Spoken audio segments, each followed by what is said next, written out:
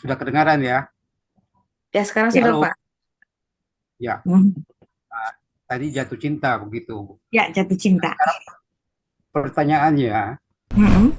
dari sekian, saya tidak tahu berapa jumlah jiwa pada waktu itu, pada zaman Nuh, sehingga dari sekian, ya katakanlah misalnya satu, ya 1 miliar kali. Zaman itu sudah berapa miliar, Bu, manusia? Hmm. Ya, kita hitunglah, katakanlah misalnya 1 juta, 1 miliar misalnya. Hmm. Kenapa cuma 3 orang yang tiga anak Nuh yang dipilih bersama Nuh? Hmm. Apakah ada syarat lain selain ketaatan itu, Bu? Hmm. Sehingga Nuh dipilih untuk diselamatkan dan menjadi Hmm. Adam yang kedua. Itu Ya, aja, Bu, sementara. baik. Terima kasih. Alasannya sudah dijawab pada Kejadian 6 ayat 9 tadi, bahwa Nuh itu hidup bergaul. Hidup bergaul itu berjalan bersama-sama dengan Tuhan, ya. Dan perjalanannya bersama-sama dengan Tuhan itu membuat Nuh sebagai seorang yang benar, sadik, dan tidak bercela, tamim, di antara orang-orang sejamannya. Yang artinya Kejadian 6 ayat 9 ini sudah memberikan suatu alasan. Kenapa dia yang dipilih? Di antara orang-orang sejamannya, Nuh ini, hanya Nuh yang hidup bergaul dengan Tuhan. Nah, itulah kenapa Tuhan memilih Nuh. Jadi pemilihannya bukan karena favoritisme, tetapi hal yang sudah dilakukan oleh Nuh. Itu Pak Andarias. Kejadian 6 ayat Baik, 9 terima itu yang kasih. menjawabnya. Sama-sama. Ya, ya. Baik, terima kasih. Terima kasih, Bu Rita. Kita ke penanya berikutnya, Bu, Pak Leonard ya. Silakan Pak Leo. Silakan Pak Leonard.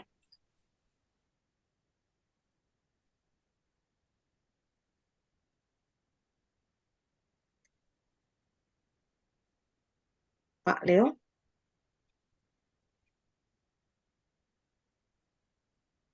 Menunggu Pak Leo, mungkin saya bacakan satu pertanyaan dari chat room, Bu Rita, boleh ya? Ya, silakan. Ya, ada dari Pak Steve Mendel nih. Jika Mm-mm. HAM diselamatkan dalam Bahtera, kenapa dia dikutuk? Apakah dia jadi nggak benar atau karena apa ya? Nah, Gitu. sebenarnya Silakan, yang Bu. dikutuk bukan HAM, yang dikutuk adalah Kanaan. Ya, nanti mohon bersabar, saya akan bicara mengapa Kanaan itu nanti yang dikutuk. Dan di situ ada suatu gaya bahasa eufemisme tentang pelanggaran seksual sebenarnya. Ya, nanti saya akan memberikan argumentasinya kenapa nanti tanah yang dimiliki oleh Kanaan itu diberikan oleh Tuhan kepada keturunan-keturunan Abraham. Dan itu nanti ada alasannya. Jadi bukan Ham yang dikutuk, tetapi Kanaan yang dikutuk. Terima kasih, Bu Rita. Cari deh, bukan Ham Ya, yang. ya. Kanaannya ya, Bu ya. Baik.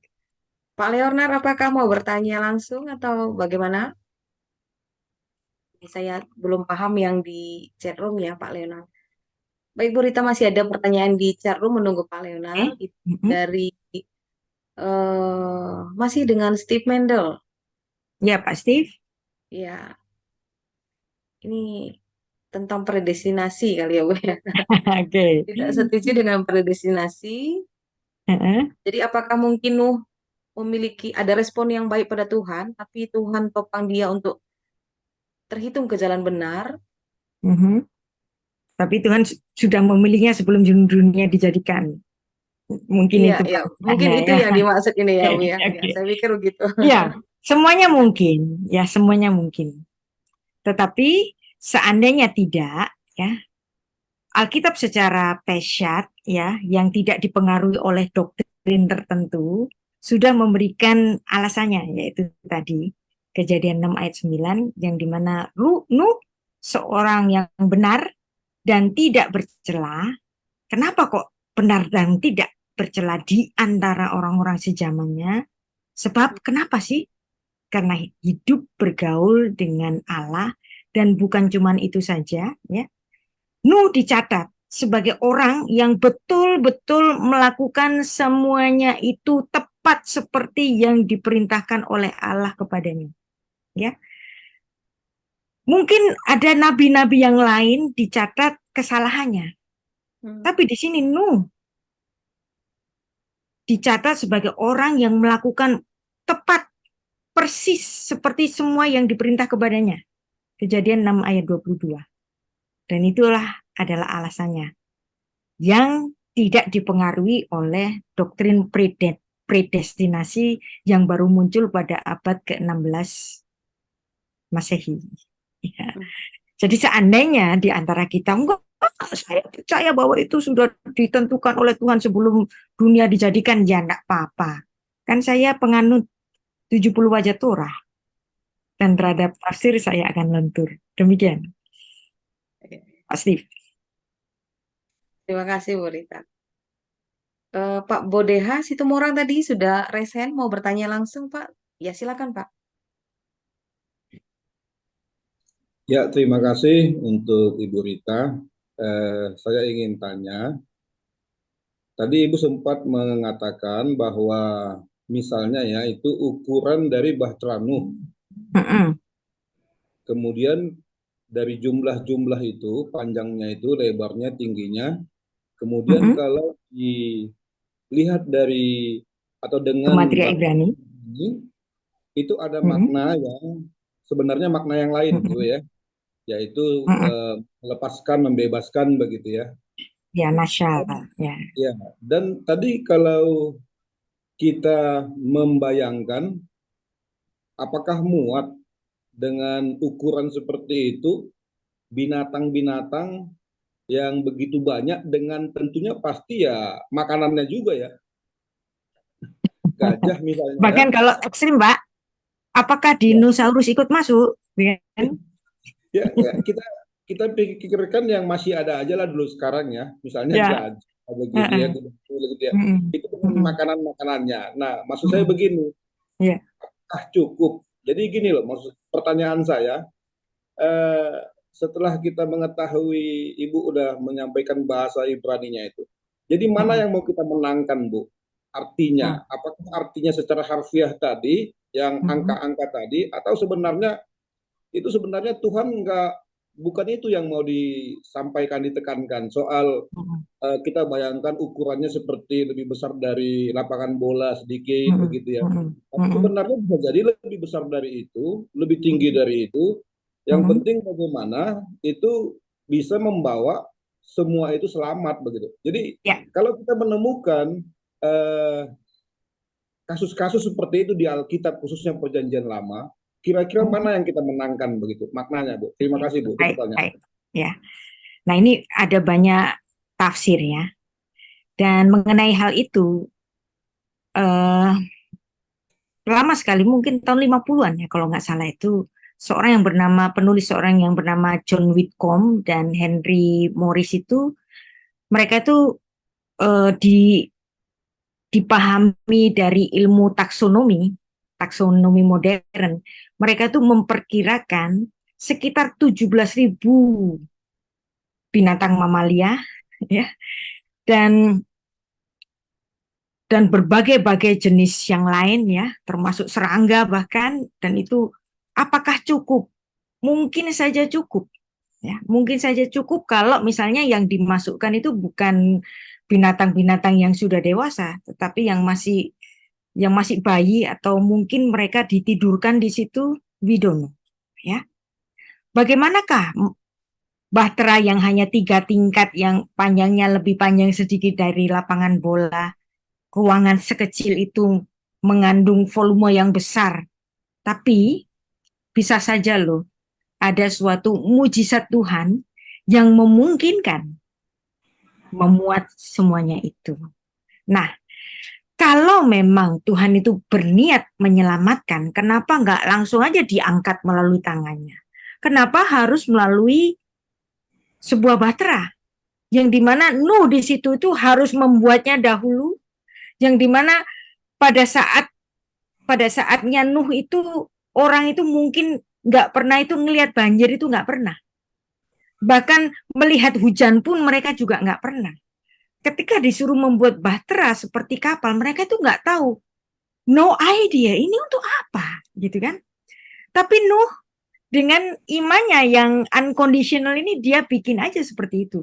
Kalau atasnya itu harus dibuat tertutup rapat, ya dibuat tertutup rapat.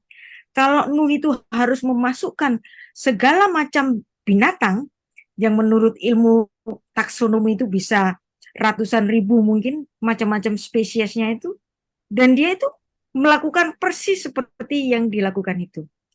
Dan saya percaya tanpa nyuruh Nuh pun Tuhan itu bisa seolah-olah mengangkat tangannya, mengambil macam-macam spesies itu untuk diselamatkan, bisa kok. Tapi kenapa harus melalui Nuh? Ya kan? Nah, inilah yang disebut dalam doktrinnya atau pengajarannya Bapak-bapak gereja, yaitu Bapak Gereja Agustinus dalam pengajarannya predestinasi yang original, ya. Ia mengatakan, who created you without your cooperation will not save you without your cooperation. Tuhan tidak akan menyelamatkanmu tanpa your cooperation.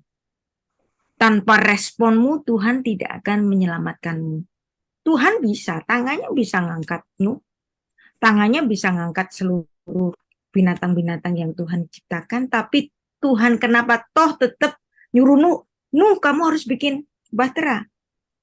Ukurannya sekian, atapnya harus tertutup, begini-begini, semua dirincikan oleh Tuhan dan itu dilakukannya. Dan inilah penyelamatan Allah.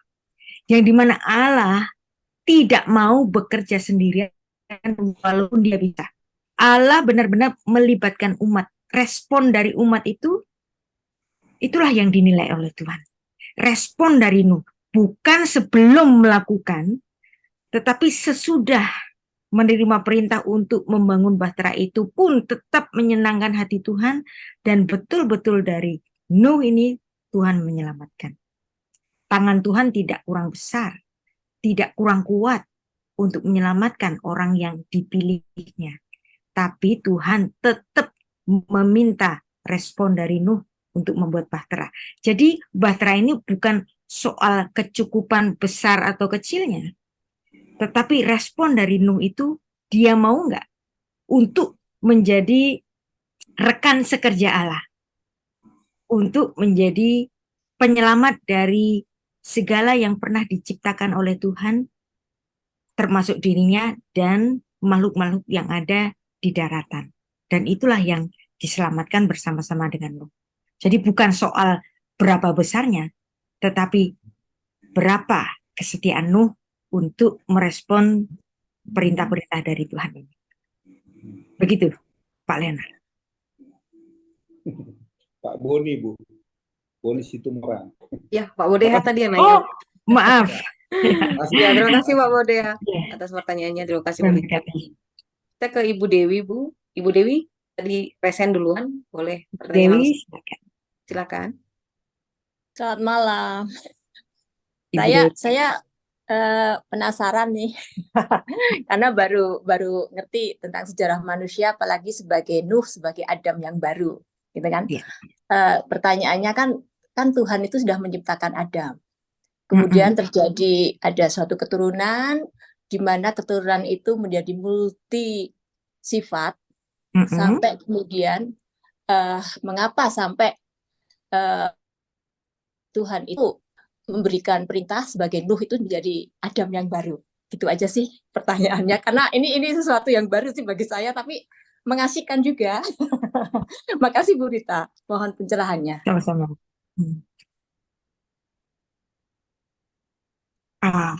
Mohon diulangi, Bu. Saya tadi kehilangan yang ditanya. Kan Adam kan pertama ya, ciptaannya Tuhan yang pertama. Kemudian kan sampai Nuh itu kan sudah ada beberapa keturunan, di mana keturunan itu kan ada percampuran, apa? Ya kan perturunan dengan beberapa macam sifatnya. Kemudian sampai di Nuh, mengapa jadi Tuhan itu memberikan tugas sebagai Nuh itu menjadi Adam yang baru. Sampai di situ aja sih. Ya. Karena kan itu kan Tuhan gitu. Ya, Gitu baik, aja. baik. Baik. Nah, sebenarnya ini sudah kita bahas ketika kita membahas tentang Nephilim, tentang perkawinan campur, Ibu Dewi. Jadi karena ada perkawinan campur, maka orang-orang pilihan Tuhan yang hidupnya saleh, yaitu keturunan dari Set, itu mereka semuanya berbuat dosa. Nah, karena perbuatan dosa mereka, hampir seluruh manusia di bumi itu semuanya jahat. Hanya menyisakan satu Nuh saja yang selalu hidup bersama dengan dia. Nah, multi sifat yang lain ini, yang multi sifatnya itu semuanya membuat Tuhan bersedih, Tuhan sengaja membinasakan itu. Kenapa? Karena ini berhubungan dengan Kejadian pasal 3, yang dimana Tuhan itu berjanji untuk memberikan satu orang pemberes dosa. Nah, satu orang pemberes dosa ini harus lahir dari generasi orang-orang yang saleh. Nah, kalau misalnya di dalam generasi Nuh itu, semua itu orang itu hampir semuanya berdosa, tinggal Nuh saja, bisa dibayangkan.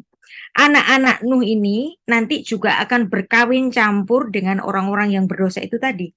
Sehingga seluruhnya ada suatu bahaya yang besar bahwa seluruh manusia itu tidak lagi menyisakan satu orang saja yang masih saleh. Karena tinggal satu orang saja yang masih saleh, dan satu orang ini memiliki 3 putra, ya sudah, Tuhan tidak menyayangkan manusia-manusia yang jahat lainnya. Tuhan memulai kehidupan yang baru, dimulai dari keluarganya Nuh ini. Jadi nanti kita akan belajar bahwa seluruh bangsa itu lahir dari ketiga putra Nuh nanti. Nah, ketiga putra Nuh ini nanti akan melahirkan berbagai-bagai etnis dan ras yang ada di bumi. Mungkin saat itu sebelum lahirnya ketiga putra Nuh ini, mungkin etnisnya masih satu mungkin, ya. Bangsa-bangsa itu bisa berubah dan bahasanya itu bisa bermacam-macam, itu nanti pada kejatuhan Menara Babel. Sebelumnya manusia itu masih satu bahasa, mungkin rasnya juga masih satu, bisa berubah itu nanti ketika adanya Menara Babel, dari kelahiran masing-masing keturunan dari ketiga putra Nuh itu, Ibu. Jadi kita perjalanan kita masih jauh, dan kalau kita memahami, lebih baik dimulai dari pemahaman dari sejarah manusia sejak yang pertama, Ibu Dewi. Baik, terima kasih Bu Rita. Sepertinya sudah terjawab Ibu Dewi. Nanti Ya, terima kasih Bu. Sama-sama. sesi Sama. pertama sampai selanjutnya ada ulangannya di YouTube, boleh dicari nanti Bu. Ya, di YouTube bisa dilihat nanti di playlistnya itu Circles Indonesia. Baik, sepertinya Pak Leonard sudah kembali mengudara ini. Resen, silakan Pak. Iya, Pak Leonard, Ya. silakan. Ya, maaf Bu, tadi saya soalnya ikut webinar-nya Pak Bambang juga ini, jadi dual speaker gitu, jadi rada terbagi-bagi. Baik, Jadi pertanyaannya yang pertama itu Bu, Bahtera Nuh, kisahnya Bahtera Nuh ini, itu apakah kita harus memahaminya dalam makna historis atau alegoris kayak gitu? Karena kalau kita lihat ya, saya pernah belajar ini, itu ternyata banyak kisah-kisah serupa di peradaban-peradaban kuno di berbagai belahan dunia itu dia menceritakan tentang kisah banjir besar, banjir bandang gitu. Itu ada Epic di of Gilgamesh. Yes.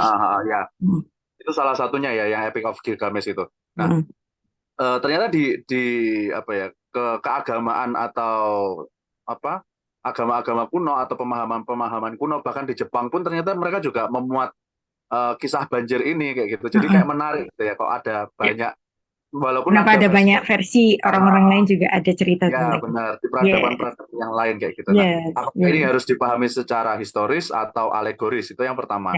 Terus yang kedua, saya memahaminya bahwa ketika Nuh disuruh oleh Allah dalam membuat bahtera, itu kan berarti kalau ini saya melihatnya dari segi kayak apa ya, filsafatnya gitu mungkin ya.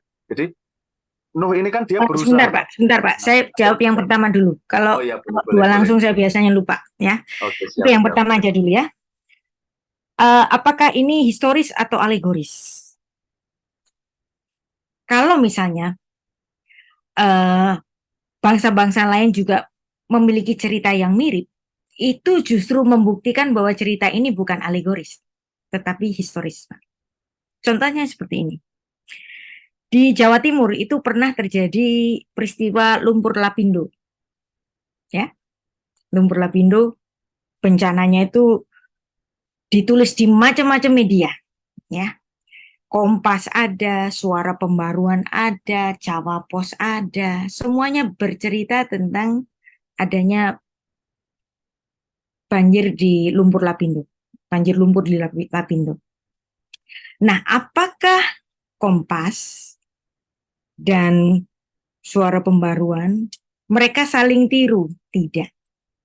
Mereka menceritakan banjir yang sama, ya, dalam versi mereka masing-masing. Nah, demikian juga apa yang tertulis di Alkitab dengan apa yang tertulis di misalnya Epic of Gilgamesh atau mungkin sastra-sastra yang lain yang juga bercerita tentang banjir yang sama. Itu mungkin adalah kisah yang turun-temurun dikisahkan oleh nenek moyang mereka dalam versinya masing-masing.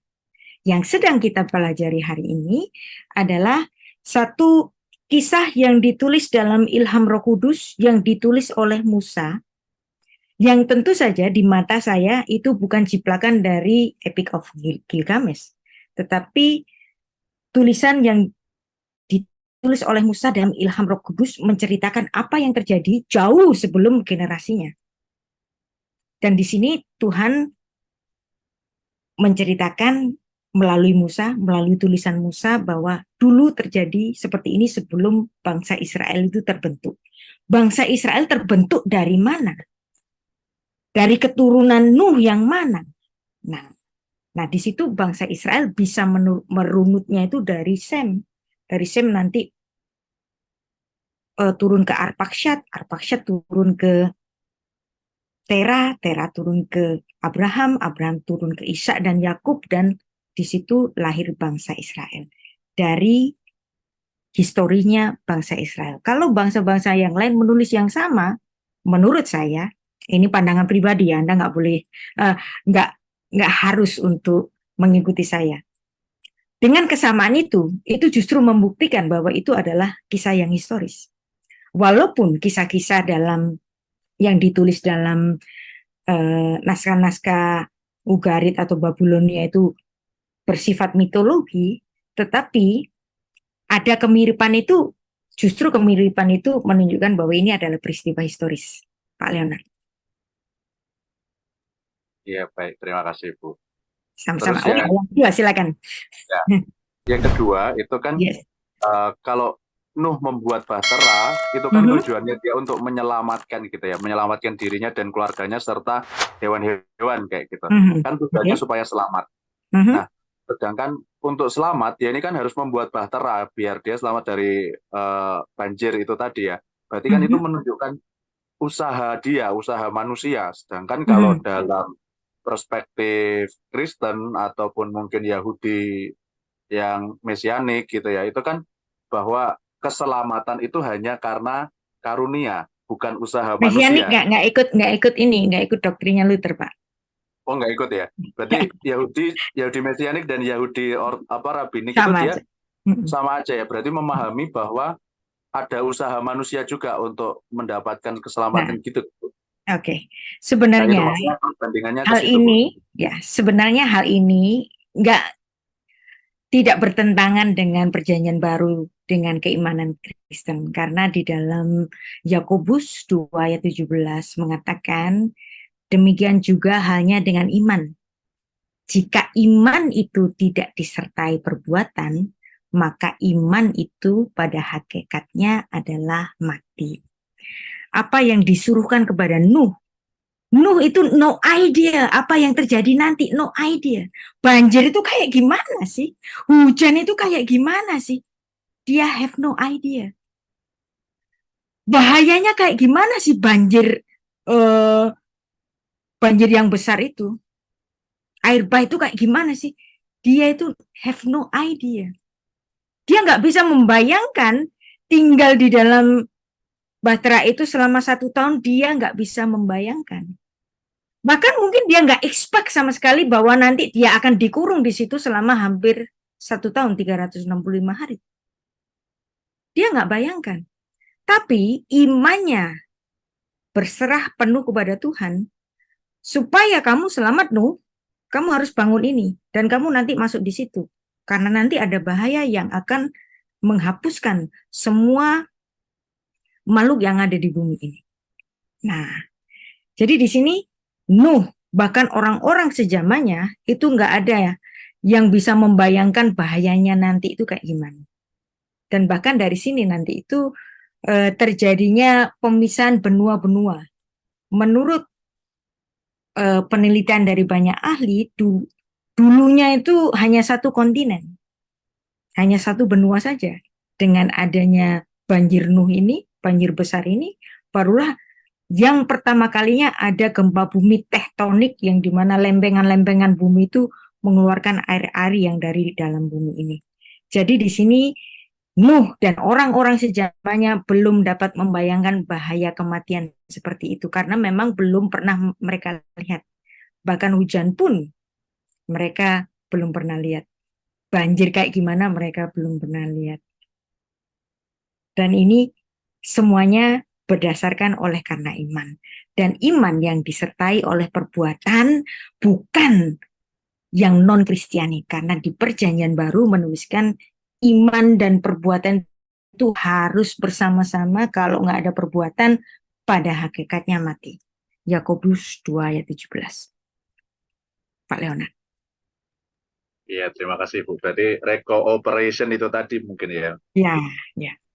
Jadi seperti apa yang dikatakan oleh Bapak Gereja Agustinus tadi, yang Tuhan itu tidak akan menyelamatkanmu tanpa ada kooperasi darimu.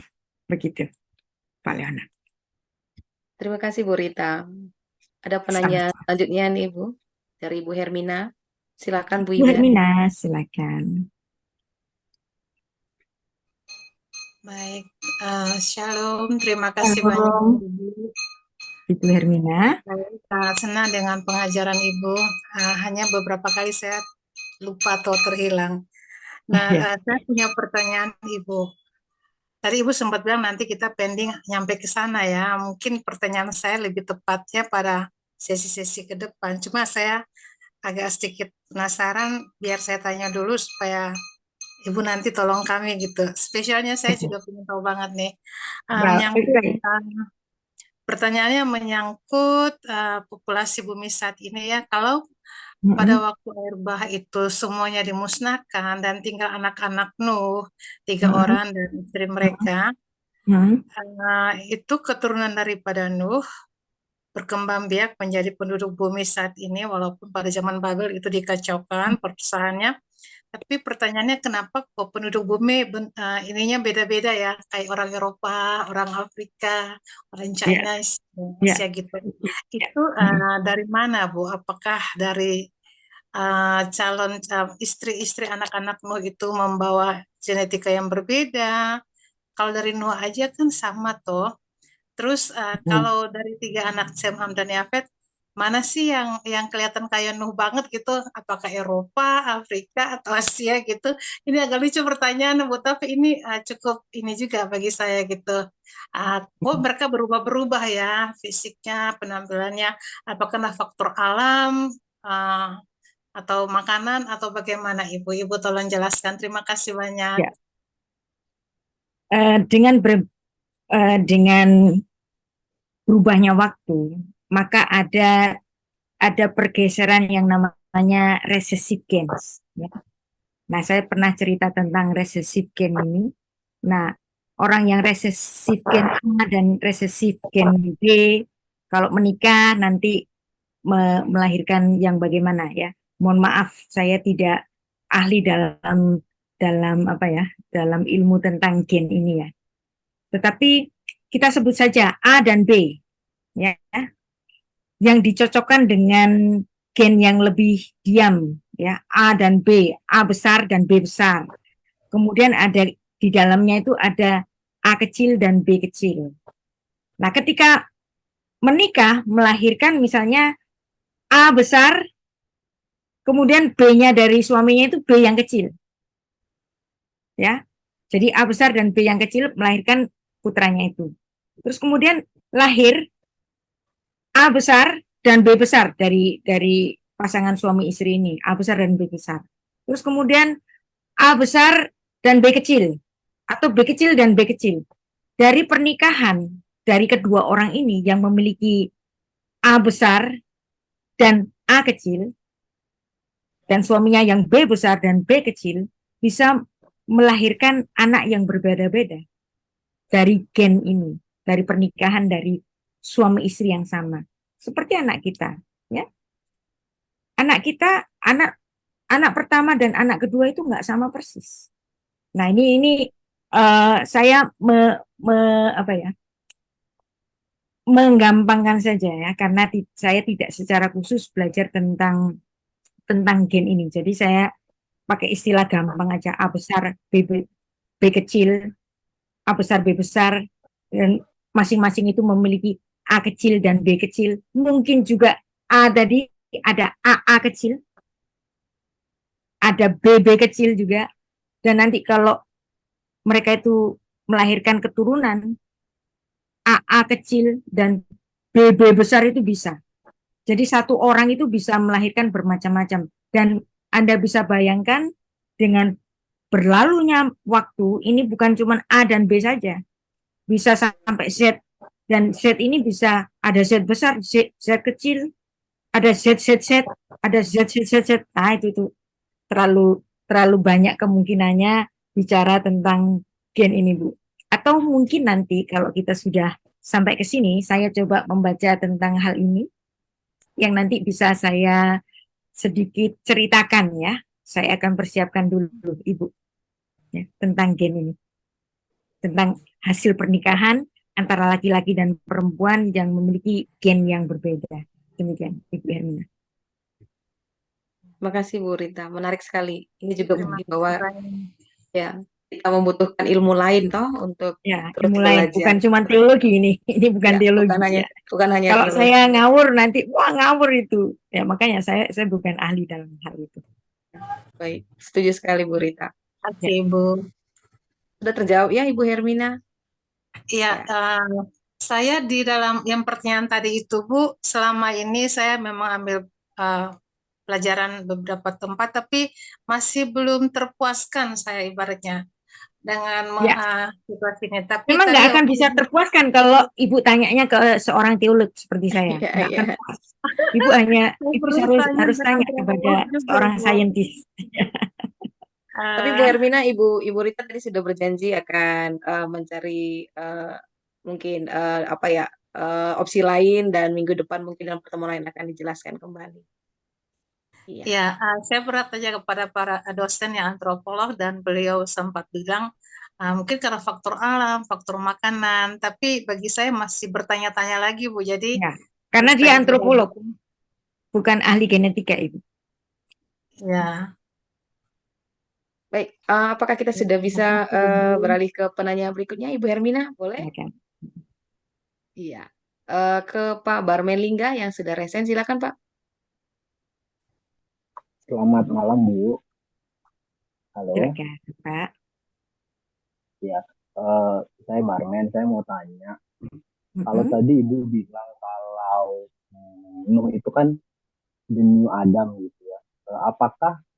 Apakah bagaimana bumi dimusnahkan tanda kutip gitu dengan air bah itu relevan dengan kejadian 1 gitu, ketika kejadian 1 ayat 1 pada mulanya lah menciptakan langit dan bumi belum dan kosong, dia berusaha menutupi samudra raya gitu.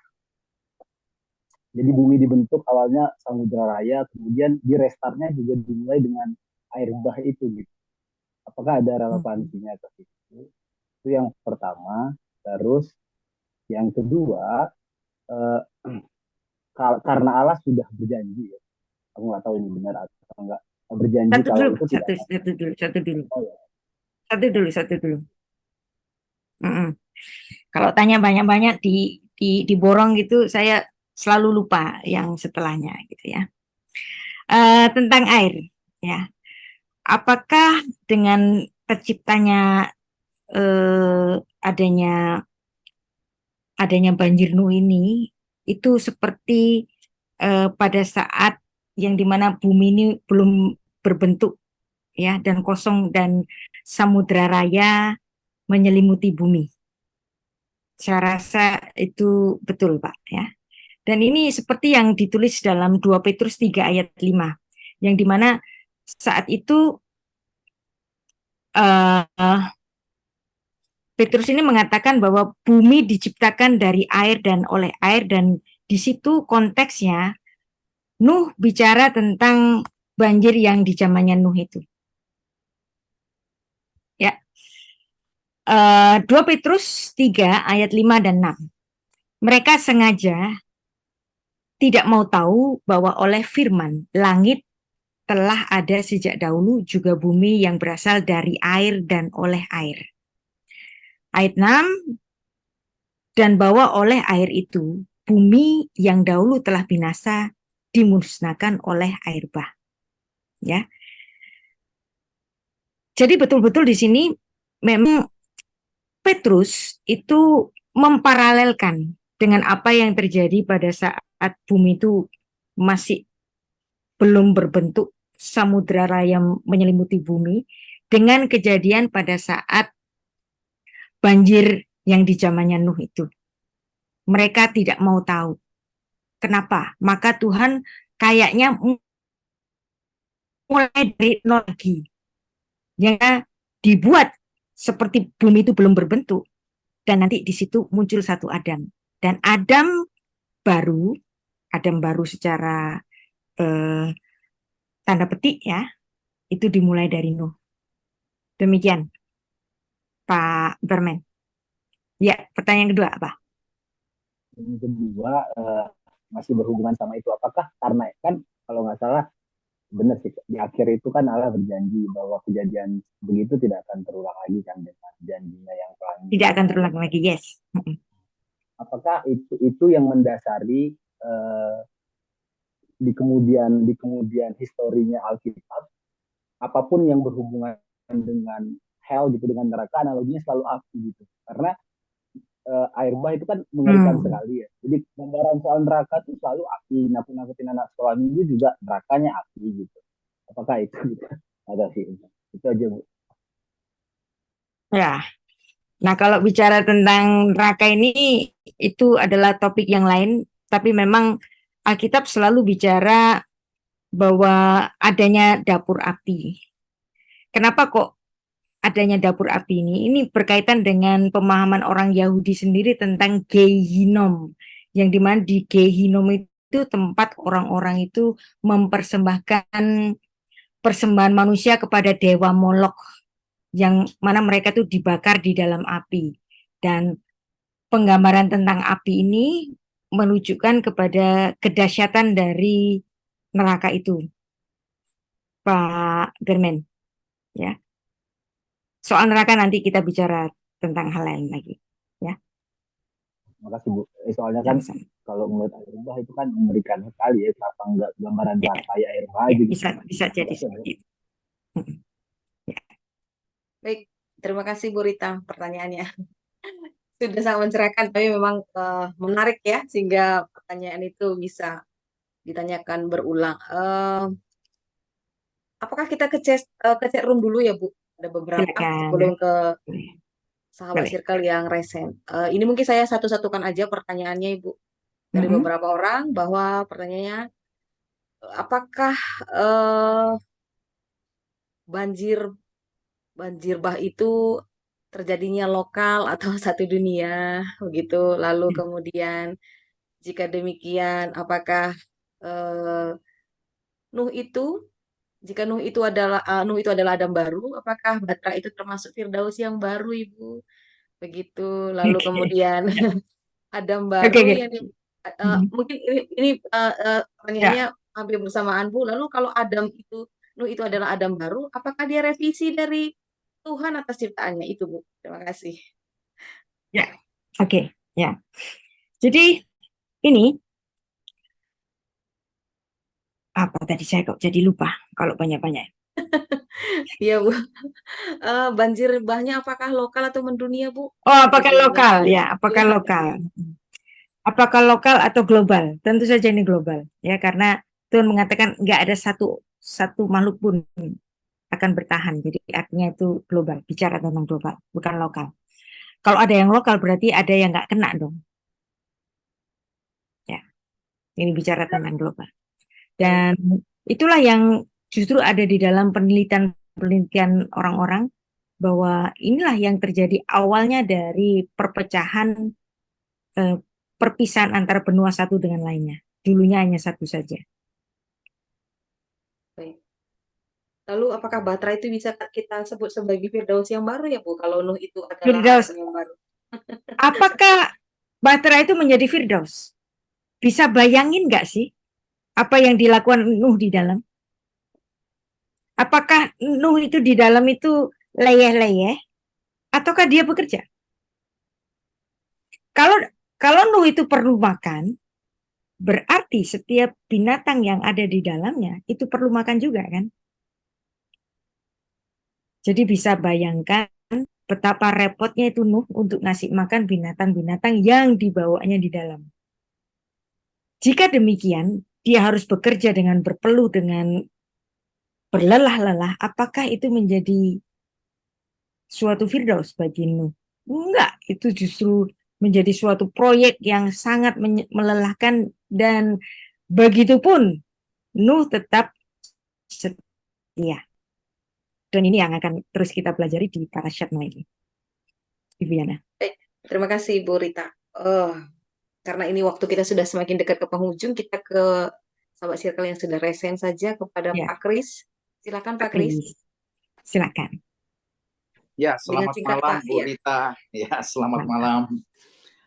Mungkin ada dua ya, satu pernyataan, satu pertanyaan. Kenapa? Oke. Pernyataan ini menyangkut mungkin saya bersalah ketika menjelaskan Nuh kepada murid-murid sekolah minggu peristiwa banjir itu. Jadi teori saya dahulu begini, Ibu Rita. Aku mengatakan bahwa ketika banjir melanda dunia pada saat itu, ketinggian yang paling tinggi kalau kita ukur secara logika adalah gunung yang tingginya 8.000 meter lah kira-kira. Artinya volume air yang meliputi bumi dikali berat jenisnya itu sangat signifikan untuk mempengaruhi putaran konstan daripada putaran bumi itu. Karena ada berat tiba-tiba. Dan kan teorinya bumi berputar harusnya makin lama akan menjadi nol. Ya kan? Karena energi yang ada di dalam tidak terbarukan. Dia akan habis. Nah, justru dari situ teori aku kira-kira dengan sederhana saya katakan, maka sejak itulah terjadi perubahan yang luar biasa. Sehingga salah satu pengaruhnya umur manusia sejak Nuh berkurang. Ya, tapi itu nanti boleh Ibu Saya tolong setuju, bantu Pak. saya kalau Saya salah. setuju. Dan setelah itu kan orang umurnya makin pendek. Bahkan Betul. pada zaman Abraham umurnya 175 tahun. Ya. Bahkan Daud umur 70 sudah meninggal. Ya, karena ada faktor itu aku lihat. Ya.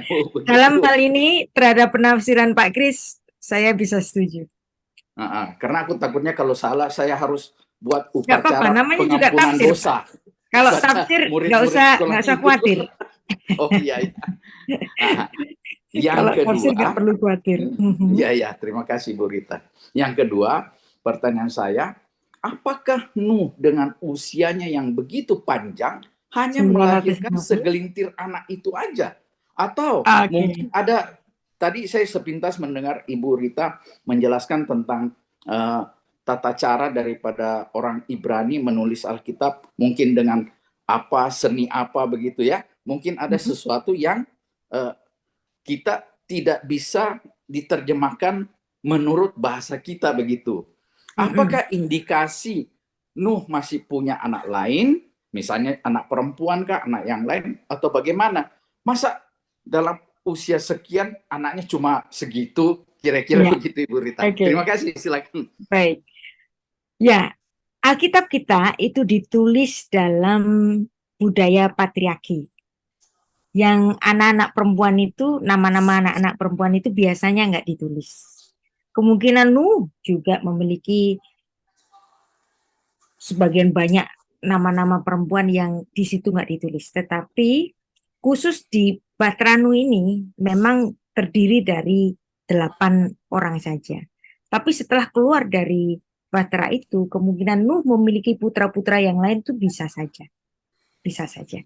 Hanya mereka tidak pernah ditulis. Seperti yang ditulis dalam Kejadian 5 ayat 4.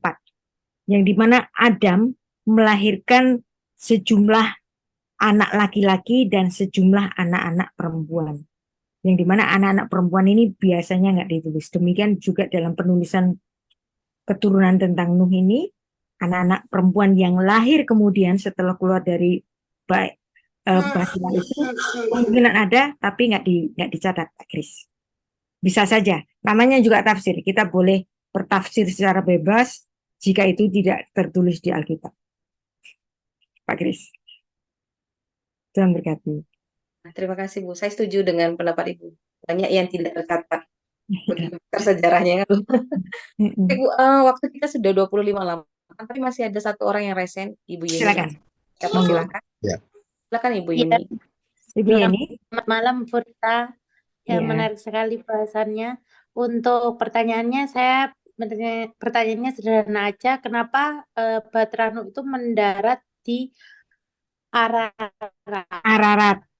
Kenapa tidak di tempat yang lain, dan apakah ada hubungannya di sin perhitungan Ibrani? Terima kasih Bu. Selamat malam.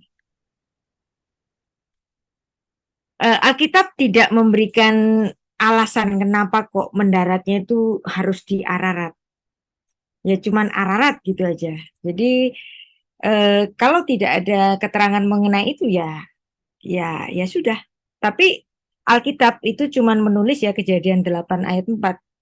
Dalam bulan yang ke-7 pada hari yang ke-17 bulan itu terkandaslah Bahtera itu di pegunungan Ararat.